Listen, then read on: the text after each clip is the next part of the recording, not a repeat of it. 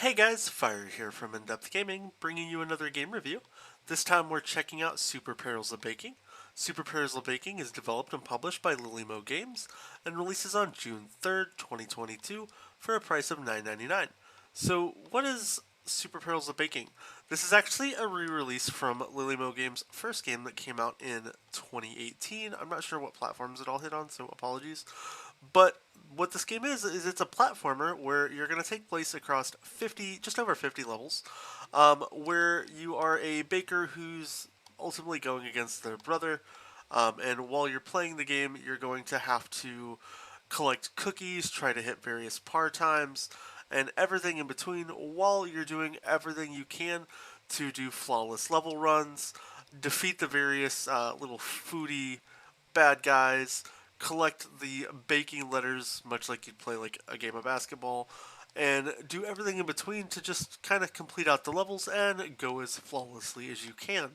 Now, the game features a little bit of a variety of levels. You're going to have opportunities to do what I like to call nostalgic kudos to Donkey Kong, which is minecart styled levels that are going to give you opportunities to just kind of change up that gameplay experience.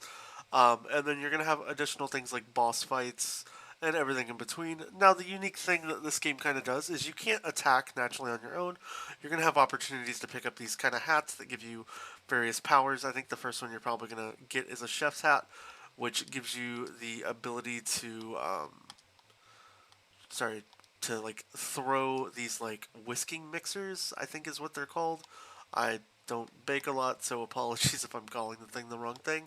And then while you're also playing throughout the levels, you're going to have opportunities to pick up recipes. Recipes are kind of granted to you when you defeat enemies, and interesting enough, it kind of gives you actual recipes for how to make things like a waffle, how to bake cookies, how to bake a flying cookie, and other things that you can unlock while you're playing. And the game's, it's kind of a neat little different style platformer. The enemies will vary greatly and will ramp up in their difficulty when you are playing. So be prepared to have a little bit of a challenging experience, but a fun experience nonetheless. You're going to have opportunities you can see right up there. It's like a secret little hidden door that you can get to go to different areas and bonuses, and all kinds of little interesting, things that the developers have hid throughout this game. Now, like I said, if you've played the original game, this is the identical game. It's just kind of updated graphics, remastered a little bit. Um, but yeah, the main premise of this, like I said, is though you're just going to be running through levels trying to get either flawless runs where you don't die. You're going to try to collect all the letters to spell bake. You're also going to try to beat par times. Par times are basically where you have to go through the level, avoiding everything and trying to beat it as fast as you can. I'm on an early save because I wanted to be able to show you guys some of the earlier levels a little easier. This is one of the levels that's kind of like the Donkey Kong inspired nostalgic one from Donkey Kong Countries, I feel, back on the N64 a long time ago. Shout out if you're old enough to remember that. Um, but these are just, a little bit of the variety levels that I wanted to show you that take place while you are playing this game, and you can see a little of the variety. As far as like, do I think this game is worth the money? For $10, it's kind of hard to get a really decent platformer that there's been care taken into the visuals and aesthetics of the game, and I do think Perils of Baking, like this being kind of like a re-release remaster kind of thing, has actually done a very good job. Shout out to Lilymo Games for giving us a platformer game that is actually built in a really good package. The controls are very fluid.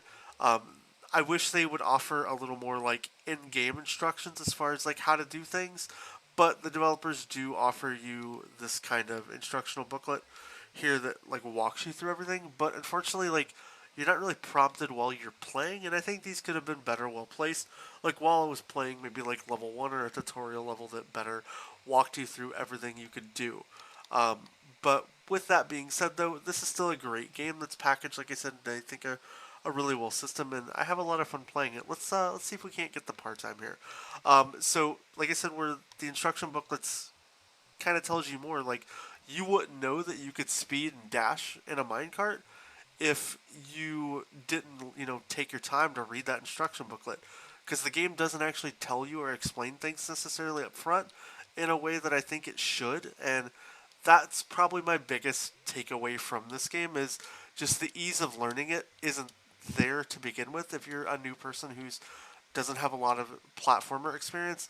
Although I think most of the stuff with this game, everybody's going to be able to pick up and play very easily, and you won't really struggle too much on.